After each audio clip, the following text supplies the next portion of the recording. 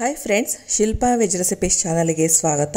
ಇವತ್ತು ನಾನು ಮಾವಿನಕಾಯಿ ಉಪ್ಪಿನಕಾಯಿನ ರುಚಿಯಾಗಿ ಹೇಗೆ ಮಾಡೋದು, ಹಾಗೆ ಇದನ್ನು ಒಂದು ವರ್ಷಗಳ ಕಾಲ ಕೂಡ ಇಟ್ಟು ತಿನ್ಬೋದು. ಜೊತೆಗೆ ಕಲರ್ಫುಲ್ ಆಗೂ ಇರುತ್ತೆ, ತುಂಬಾ ಟೇಸ್ಟಿಯಾಗಿರುತ್ತೆ. ಮಾಡೋದು ಕೂಡ ತುಂಬಾ ಸುಲಭ, ಯಾರು ಬೇಕಿದ್ರೂ ಕೂಡ ಮಾಡಬಹುದು. ಒಂದು ವರ್ಷ ಇಟ್ಟರೂ ಕೂಡ ಹಾಳಾಗಲ್ಲ. ಅಷ್ಟು ಕಲರ್ಫುಲ್ ಆದಂತಹ ಹಾಗೆ ರುಚಿಯಾಗಿರುವಂತಹ ಮಾವಿನಕಾಯಿ ಉಪ್ಪಿನಕಾಯಿ ಮಾಡೋದು ಹೇಗೆ ಅಂತ ಹೇಳಿ ಇವತ್ತಿನ ವಿಡಿಯೋದಲ್ಲಿ ತೋರಿಸ್ತಾ ಇದ್ದೀನಿ. ನೋಡ್ತಾ ಇರ್ಬೋದು, ನಾನು ಮಾವಿನಕಾಯಿ ತೊಗೊಂಡಿದ್ದೀನಿ. ಮಾವಿನಕಾಯಿನ ನಾನು ಹಿಂದಿನ ದಿವಸನೇ ನೀರಲ್ಲಿ ಹಾಕಿ ನೆನೆಸಿಟ್ಟು ರಾತ್ರಿ ಎಲ್ಲ ಇದನ್ನು ತೊಳೆದು ಒರೆಸಿ ಫ್ಯಾನ್ ಗಾಳಿಯಲ್ಲಿ ಇಟ್ಟಿದ್ದೆ. ಈಗ ಇದನ್ನು ಹೆಚ್ಕೊಳ್ತಾ ಇದ್ದೀನಿ. ನಾವು ಹೆಚ್ಚುವಾಗೂ ಅಷ್ಟೇ ನಾವು ಹೋಳುಗಳಾಗಿ ಯಾವಾಗಲೂ ಹೆಚ್ಕೊಳ್ತಿದ್ವಿ, ಬಟ್ ಈ ಸಲ ನಾನು ಸ್ವಲ್ಪ ಉದ್ದುದ್ದವಾಗಿ ಹೆಚ್ಚಿ ಮಾಡ್ತಾ ಇದ್ದೀನಿ. ಇದೊಂಥರ ಬೇಗ ಕೂಡ ಉಪ್ಪಿಡಿಯುತ್ತೆ, ಜೊತೆಗೆ ಚೆನ್ನಾಗೂ ಅನಿಸುತ್ತೆ, ತಿನ್ನುವಾಗ ಸ್ವಲ್ಪ ಡಿಫ್ರೆಂಟಾಗಿ ಕೂಡ ಅನಿಸುತ್ತೆ. ಹಾಗಾಗಿ ಫಸ್ಟು ಸೈಡ್ಸ್ ಎಲ್ಲ ಕಟ್ ಮಾಡ್ಕೊಳ್ತಾ ಇದ್ದೀನಿ. ಈಗ ನೋಡ್ತಾ ಇರ್ಬೋದು, ನಾನು ಈ ರೀತಿ ಉದ್ದುದ್ದವಾಗಿ ಕಟ್ ಮಾಡ್ಕೊಳ್ತಾ ಇದ್ದೀನಿ. ಈ ಸೈಜಲ್ಲಿ ಮಾಡಿಕೊಂಡ್ರೆ ಸಾಕು. ನೀವು ಬೇಕಂದರೆ ಇನ್ನೂ ಫುಲ್ ಉದ್ದವಾಗೂ ಕೂಡ ಮಾಡ್ಕೊಳ್ಬಹುದು, ಬಟ್ ನಾನಿಲ್ಲಿ 1 ಇಂಚಷ್ಟು ಉದ್ದ ಸಾಕು ಅಂತೇಳಿ ಅಷ್ಟು ಇಟ್ಕೊಳ್ತಾ ಇದ್ದೀನಿ.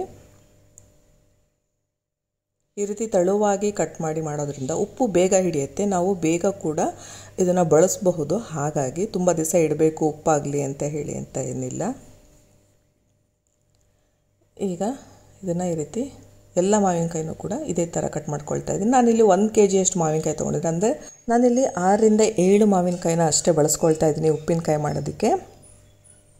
ಇನ್ನು ಬೇಸಿಗೆ ಬಂತು ಅಂದರೆ ಸಾಕು, ಮಾವಿನಕಾಯಿ ಸೀಸನ್ ಕೂಡ ಸ್ಟಾರ್ಟ್ ಆಗುತ್ತೆ.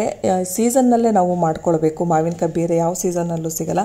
ಸೊ ಹಾಗಾಗಿ ನಾವು ಸೀಸನ್ನಲ್ಲಿ ಮಾವಿನಕಾಯಿ ಸಿಕ್ಕಾಗ ಮಿಸ್ ಮಾಡದೆ ಈ ರೀತಿ ಉಪ್ಪಿನಕಾಯಿ ಮಾಡಿಟ್ಕೊಂಡ್ರೆ ಇದನ್ನು ನಾವು ಮಳೆಗಾಲ ಚಳಿಗಾಲ ಯಾವಾಗ ಬೇಕಿದ್ರೂ ಕೂಡ ಇದನ್ನು ನಾವು ಬಳಸ್ಕೊಳ್ಬಹುದು.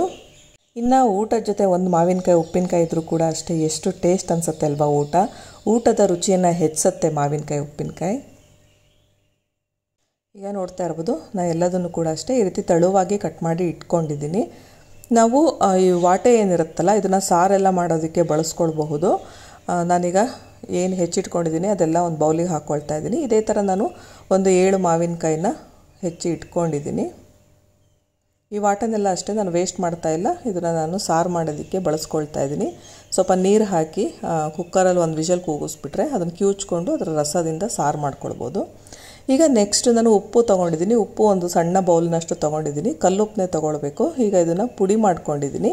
ಕಲ್ಲುಪ್ಪು ಬಳಸೋದ್ರಿಂದ ಉಪ್ಪಿನಕಾಯಿ ತುಂಬ ದಿವಸಗಳ ಕಾಲ ಇಡಬಹುದು. ಸೊ ಹಾಗಾಗಿ ಕಲ್ಲುಪ್ಪನ್ನೇ ತೊಗೊಂಡಿದ್ದೀನಿ.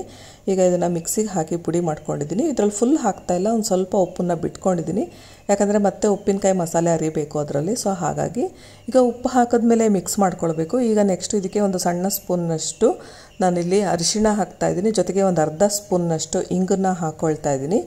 ಇಂಗು ತಿನ್ನಲ್ಲ ಅನ್ನೋರು ನಾವು ಬೆಳ್ಳುಳ್ಳಿ ಕೂಡ ಹಾಕ್ಕೊಳ್ಬೋದು, ಆದರೆ ಬೆಳ್ಳುಳ್ಳಿನ ನಾವು ಒಗ್ಗರಣೆಗೆ ಹಾಕ್ಕೊಳ್ಬೇಕಾಗತ್ತೆ.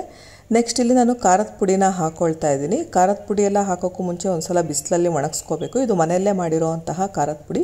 ಒಣಮೆಣಸಿಕಾಯಿನ ಚೆನ್ನಾಗಿ ಬಿಸಿಲಲ್ಲಿ ಒಣಗಿಸ್ಬಿಟ್ಟು ಇದನ್ನು ಪುಡಿ ಮಾಡಿ ಸಾಣಿಸಿ ಇಟ್ಕೊಂಡಿರೋ ಅಂಥದ್ದು. ಉಪ್ಪಿನಕಾಯಿನ ತುಂಬ ವಿಧಾನಗಳಲ್ಲಿ ಮಾಡಬಹುದು. ಒಂದೊಂದು ಉಪ್ಪಿನಕಾಯಿ ಒಂದೊಂದು ರೀತಿ ಟೇಸ್ಟ್ ಕೊಡುತ್ತೆ. ಕೆಲವರು ಉಪ್ಪಿನಕಾಯಿನ ಮಾವಿನಕಾಯಿ ಮತ್ತು ಉಪ್ಪನ್ನ ಸೇರಿಸಿ ಒನ್ ಡೇ ಬಿಟ್ಬಿಟ್ಟು ಆಮೇಲೆ ಅದಕ್ಕೆ ಮಸಾಲೆ ಎಲ್ಲ ಹಾಕ್ತಾರೆ, ಬಟ್ ನಾನಿಲ್ಲಿ ಹಾಗೆ ಮಾಡ್ತಾ ಇಲ್ಲ. ಫಸ್ಟೇ ಮಸಾಲೆ ಹಾಕ್ತಾ ಇದ್ದೀನಿ. ಈಗ ಉಪ್ಪೇನು ಉಳಿಸ್ಕೊಂಡಿದ್ನಲ್ಲ ಅದೇ ಮಿಕ್ಸಿ ಜಾರಿಗೆ ನಾನು ಸಾಸಿವೆ ಹಾಕ್ಕೊಳ್ತಾ ಇದ್ದೀನಿ. 3 ಸ್ಪೂನ್ನಷ್ಟು ಸಾಸಿವೆ ಹಾಕಿದ್ರೆ 1.5 ಸ್ಪೂನ್ನಷ್ಟು ನಾನಿಲ್ಲಿ ಮೆಂತ್ಯ ಹಾಕ್ಕೊಳ್ತಾ ಇದ್ದೀನಿ. ಇದನ್ನು ಕೂಡ ಅಷ್ಟೇ ಬಿಸಿಲಲ್ಲಿ ಒಣಗಿಸಿಟ್ಕೊಂಡಿದ್ದೆ. ಈಗ ತರಿಯಾಗಿ ಇದನ್ನು ಪುಡಿ ಮಾಡ್ಕೊಂಡಿದ್ದೀನಿ. ಈಗ ಇದನ್ನು ಉಪ್ಪಿನಕಾಯಿ ಏನು ಹೋಳುಗಳಿದೆಯಲ್ಲ ಅದಕ್ಕೆ ಹಾಕಿ ಮಿಕ್ಸ್ ಮಾಡ್ಕೊಳ್ಬೇಕು. ನೋಡಿದ್ರಲ್ಲ ಎಷ್ಟು ತುಂಬ ಸುಲಭ ಅಂತ. ಹುರಿಯೋದು ಏನೂ ಇಲ್ಲ, ನಾವು ಹಸಿ ಮಸಾಲೆನೇ ಎಲ್ಲ ಹಾಕಿರೋದು. ಬಟ್ ಏನಂದರೆ ನಾನು ಎಲ್ಲದನ್ನು ಕೂಡ ಅಷ್ಟೇ ಬಿಸಿಲಲ್ಲಿ ಒಣಗಿಸ್ಕೊಂಡಿದ್ದೀನಿ. ಖಾರದ ಪುಡಿ ಆಗಿರ್ಬೋದು, ಉಪ್ಪಾಗಿರ್ಬೋದು, ಸಾಸಿವೆ, ಮೆಂತ್ಯ ಎಲ್ಲದನ್ನು ಕೂಡ ಅಷ್ಟೇ ಬಿಸಿಲಲ್ಲಿ ಒಣಗಿಸಿಟ್ಕೊಂಡಿದ್ದೀನಿ. ಈಗ ಇದಿಷ್ಟನ್ನು ಮಿಕ್ಸ್ ಮಾಡಾಗಿದೆ. ಈಗ ಇದಕ್ಕೊಂದು ಒಗ್ಗರಣೆ ಹಾಕಬೇಕು. ಒಗ್ಗರಣೆ ಹಾಕೋದಕ್ಕೆ ನಾನು ಒಂದು 1/4 ಲೀಟ್ರಷ್ಟು ಎಣ್ಣೆನ ಹಾಕ್ಕೊಳ್ತಾ ಇದ್ದೀನಿ. ಎಣ್ಣೆನ ಚೆನ್ನಾಗಿ ಕಾಯಿಸ್ಕೊಳ್ಬೇಕು. ಎಣ್ಣೆ ಚೆನ್ನಾಗಿ ಕಾದ ಮೇಲೆ ನಾನಿಲ್ಲಿ ಸ್ವಲ್ಪ ಸಾಸಿವೆ ಹಾಕ್ಕೊಳ್ತಾ ಇದ್ದೀನಿ. 1 ಟೇಬಲ್ ಸ್ಪೂನ್ನಷ್ಟು ಸಾಸಿವೆ ಹಾಕಿದ್ದೀನಿ. ಈಗ ಸಾಸಿವೆ ಕಂಪ್ಲೀಟಾಗಿ ಚಟಪಟ ಅಂದಮೇಲೆ ಸ್ಟವ್ ಆಫ್ ಮಾಡಿ ನಾನು ಇಂಗನ್ನು ಹಾಕ್ಕೊಳ್ತಾ ಇದ್ದೀನಿ. ಈ ಒಗ್ಗರಣೆ ಏನು ಹಾಕಿಟ್ಕೊಂಡಿದ್ದೀವಲ್ಲ ಇದು ಕಂಪ್ಲೀಟಾಗಿ ತಣ್ಣಗಾಗಬೇಕು. ಆಮೇಲೆ ನಾವು ಉಪ್ಪಿನಕಾಯಿಗೆ ಹಾಕಿ ಮಿಕ್ಸ್ ಮಾಡ್ಕೊಳ್ಬೇಕಾಗತ್ತೆ. ಈಗ ಒಗ್ಗರಣೆ ಕಂಪ್ಲೀಟಾಗಿ ತಣ್ಣಗಾಗಿದೆ. ನಾನು ಉಪ್ಪಿನಕಾಯಿ ಹೋಳುಗಳಿಗೆ ಹಾಕಿದ್ದೀನಿ. ಈಗ ಇದನ್ನು ಮಿಕ್ಸ್ ಮಾಡ್ಕೊಳ್ತಾ ಇದ್ದೀನಿ. ನೋಡ್ತಾ ಇರ್ಬೋದು ಎಷ್ಟು ಕಲರ್ಫುಲ್ಲಾಗಿ ಬಂದಿದೆ ಅಂತ. ಉಪ್ಪೆಲ್ಲ ಸರಿ ಇದೆಯಾ ಅಂತ ಹೇಳಿ ಒಂದೇ ಒಂದು ಪೀಸ್ ತಿಂದು ನೋಡಿದೆ. ಹಾಗೆ ಫುಲ್ ತಿನ್ನಬೇಕು ಅನ್ನಿಸ್ತಾ ಇದೆ, ಅಷ್ಟು ಟೇಸ್ಟಾಗಿ ಬಂದಿದೆ. ಪರ್ಫೆಕ್ಟ್ ಅಳತೆಯಲ್ಲಿ ಕೂಡ ಇದೆ. ನೋಡ್ತಾ ಇರ್ಬೋದು ಎಷ್ಟು ಕಲರ್ಫುಲ್ ಆದಂತಹ ಉಪ್ಪಿನಕಾಯಿ ರೆಡಿಯಾಗಿದೆ. ನಾನಿದನ್ನು ಸಂಜೆ ಟೈಮ್ ಮಾಡ್ತಾ ಇರೋದು, ಒಂದು 6 ಗಂಟೆ ಅಷ್ಟೊತ್ತಿಗೆ ಮಾಡ್ತಾ ಇದ್ದೀನಿ. ಈಗ ಇದಿಷ್ಟನ್ನು ಮಿಕ್ಸ್ ಮಾಡಿದ್ಮೇಲೆ ಇದನ್ನು ನಾನು ಮುಚ್ಚಿಡ್ತಾ ಇದ್ದೀನಿ. ಹಾಗೆ ಇದೇ ಬೌಲಲ್ಲಿ ರಾತ್ರಿ ಪೂರ್ತಿ ಇದೇ ಬೌಲ್ನಲ್ಲಿ ಬಿಡ್ತಾ ಇದ್ದೀನಿ. ಈಗ ನೆಕ್ಸ್ಟ್ ಡೇ ಅಂದರೆ ಮಾರನೇ ದಿವಸ ಬೆಳಗ್ಗೆ ಒಂದು 7 ರಿಂದ 8 ಗಂಟೆ ಅಷ್ಟೊತ್ತಿಗೆ ಇದನ್ನು ನಾನು ಒಂದು ಕಾಟನ್ ಬಟ್ಟೆ ಸುತ್ತಬಿಟ್ಟು ಸನ್ ಡ್ರೈ ಮಾಡ್ತಾ ಇದ್ದೀನಿ. ಅಂದರೆ ಬಿಸಿಲಲ್ಲಿ ಇಡ್ತಾ ಇದ್ದೀನಿ. 1 ಡೇ ಅಥವಾ 2 ಡೇಸ್ ಕೂಡ ಇಡ್ಬೋದು, ಅಥವಾ 3 ಡೇಸ್ ಕೂಡ ಇಡ್ಬೋದು. ಬಿಸಿಲು ಚೆನ್ನಾಗಿತ್ತು ಅಂದರೆ. ಬಿಸಿಲಿಲ್ಲ ಅನ್ನೋದಾದರೆ ಹಾಗೆ ಮನೇಲಿ ಕೂಡ ಇಟ್ಕೊಳ್ಬೋದು. ಹಾಗೆ ಮಿಕ್ಸ್ ಮಾಡ್ತಾ ಇರಬೇಕು ಅಷ್ಟೇ. ಪ್ರತಿ ದಿವಸನೂ ತೆಗೆದುಬಿಟ್ಟು ಒಂದು ಸಲ ಈ ರೀತಿ ಮಿಕ್ಸ್ ಮಾಡಿ ಮತ್ತೆ ಇದನ್ನು ಮುಚ್ಚಿಬಿಟ್ಟು ನಾವು ಬಿಸಿಲಲ್ಲಿ ಇಟ್ಕೊಳ್ಬೇಕು. ಈ ಥರ ಒಂದು 2 ದಿವಸ ಮಾಡಿದ್ರೆ ತುಂಬ ದಿವಸ ಉಪ್ಪಿನಕಾಯಿ ಹಾಳಾಗದೇ ಇರುತ್ತೆ, ಮತ್ತು ಬೇಗ ಕೂಡ ಉಪ್ಪತ್ತತ್ತೆ ಉಪ್ಪಿನಕಾಯಿ ಹೋಳುಗಳಿಗೆ. ನಾವು ತಕ್ಷಣ ಕೂಡ ಬಳಸ್ಬೋದು ಒಂದು 2 ದಿವಸಕ್ಕೆ. ಈಗ ಇದನ್ನು ಗ್ಲಾಸ್ ಜಾರಿಗೆ ಹಾಕ್ಕೊಳ್ತಾ ಇದ್ದೀನಿ. ನಾನು ಒಂದು 2 ದಿವಸ ಬಿಸಿಲಲ್ಲಿ ಇಟ್ಟಿದ್ದೆ. ನೋಡಿದ್ರಲ್ಲ ಎಷ್ಟು ಸುಲಭವಾಗಿ ಕಲರ್ಫುಲ್ ಆದಂತಹ ರುಚಿಯಾದಂತಹ ಉಪ್ಪಿನಕಾಯಿ ಮನೆಯಲ್ಲೇ ರೆಡಿ ಆಯಿತು. ನೀವು ಕೂಡ ಒಮ್ಮೆ ರೆಸಿಪಿನ ಟ್ರೈ ಮಾಡಿ.